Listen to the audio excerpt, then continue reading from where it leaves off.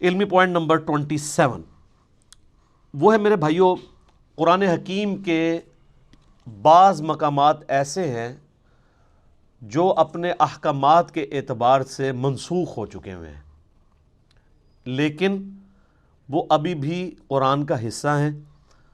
ان کی ناسخ جو آیات ہیں وہ بھی قرآن حکیم کے اندر موجود ہیں، اور یہ قرآن حکیم کی خوبی کے طور پہ اللہ تعالیٰ نے اسے بیان کیا ہے، اور اس کا ذکر ہمیں سورۃ البقرہ کی آیت نمبر 106 میں ملتا ہے۔ اعوذ باللہ من الشیطان الرجیم، بسم اللہ الرحمن الرحیم۔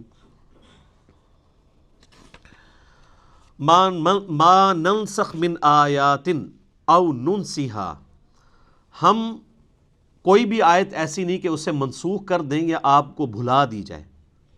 نأتی بخیر منہا او مثلہا، ہم اس سے بہتر آیت لے آئیں گے، اس سے بہتر حکم لے آئیں گے یا اس کے برابر۔ الم تعلم ان اللہ علی کل شیء قدیر، کیا تم نہیں جانتے کہ اللہ تعالیٰ ہر چیز کے اوپر قادر ہے؟ تو شریعت کے اندر بھی ناسخ و منسوخ ہے، جس طریقے سے پرانی شریعتیں اور شریعت محمدیہ صلی اللہ علیہ وآلہ وسلم میں ناسخ و منسوخ کا سلسلہ ہے۔ شریعت موسوی کے اندر کئی چیزیں حرام تھیں جو شریعت محمدیہ صلی اللہ علیہ وآلہ وسلم کے اندر حلال ہیں، جیسا کہ بخاری و مسلم کی متفق علیہ حدیث ہے۔ نبی صلی اللہ علیہ وآلہ وسلم نے فرمایا، مجھے اللہ تعالیٰ نے 5 خصوصیات ایسی دی ہیں جو مجھ سے پہلے کسی کو نہیں دی۔ ان میں سے پہلی چیز یہ ہے کہ اللہ تعالیٰ نے مجھے پوری انسانیت کے لیے پیغمبر بنا کر بھیجا ہے۔ اگلے پیغمبروں کو اللہ تعالیٰ کسی قوم اور قبیلے کے لیے بھیجتا تھا، میری نبوت پوری انسانیت کے لیے ہے۔ وَمَا أَرْسَلْنَاكَ إِلَّا كَافَّةً لِلنَّاسِ بَشِيرًا وَنَذِيرًا۔ دوسرا، اگلی امتوں کے اندر نماز کے لیے اسپیسیفائڈ جگہ ہوا کرتی تھی، جبکہ اللہ تعالیٰ نے میری امت کے لیے یہ آسانی دی ہے کہ پوری زمین کو سجدہ گاہ بنا دیا ہے۔ شریعت موسوی میں تو آپ نمازیں ہر جگہ نہیں پڑھ سکتے تھے سوائے ان معبد والی جگہوں پہ جہاں عبادت ہوتی ہے، ٹیمپلز میں، جبکہ اس امت میں آپ جہاں مرضی نماز پڑھیں۔ تیسری چیز آپ نے فرمائی، مال غنیمت اللہ تعالیٰ نے میرے لیے حلال کر دیا جو اگلی امتوں میں حرام تھا۔ قرآن میں ذکر ہے اگلی امتوں میں مال غنیمت یعنی کافروں کا جنگ میں چھوڑا ہوا جو مال تھا اس کو اوپن میدان میں لا کے رکھتے تھے، ایک آسمان سے آگ برستی تھی اور اس کو خاک کر دیا جاتا تھا، لیکن اس امت کے لیے اسے حلال کر دیا گیا۔ سورۃ الانفال نازل ہوئی۔ چوتھی چیز آپ صلی اللہ علیہ وآلہ وسلم نے فرمایا، اللہ تعالیٰ نے 1 مہینے کے روب سے میری مدد فرمائی ہے، یعنی میری امت 1 مہینے کی مسافت پہ ہو تو اللہ تعالیٰ کی طرف سے اگلی جو ان کے مد مقابل قومیں ہیں ان کے اوپر روب ڈال جائے گا۔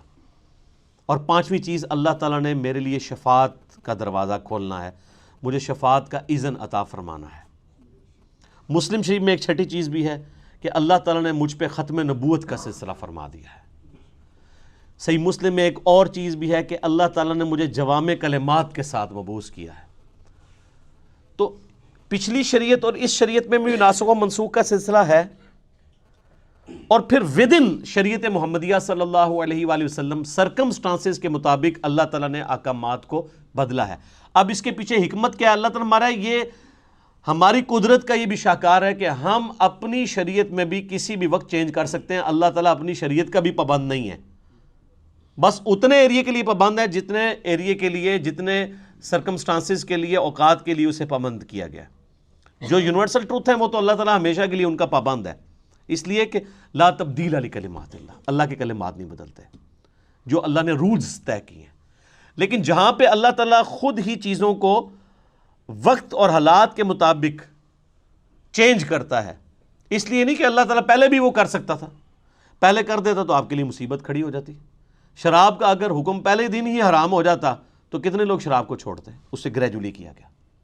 اسی طریقے سے آپ ناسخ و منسوخ میں یہ دیکھیں کہ پہلے جو ہے وہ وصیت کو لازم قرار دیا گیا سورۃ البقرہ میں، وراثت کے احکام نہیں آئے تھے۔ سورہ نساء کے اندر پھر پوری ڈیٹیل آ گئی، اس کی وجہ سے وہ والی آیات منسوخ ہو گئیں۔ اب اللہ تعالیٰ نے خود وارث کا حصہ رکھ دیا ہے، ماں باپ کو اتنا ملے گا، بیوی کو اتنا ملے گا، بچوں کو بچیوں کو اتنا، پوری ڈیٹیل سورہ نساء کا 2 رکوع۔ اسی طریقے سے سورۃ الانفال میں ہی پہلے آیا کہ جو ریشو پروپورشن کے اعتبار سے ایک مسلمان 10 کافروں پر بھاری ہے. پھر اللہ تعالیٰ نے فرمایا اب ہم نے تمہاری کمزوری دیکھی ہے, اب یہ وہ ریشو پروپورشن قائم نہیں رہے گی.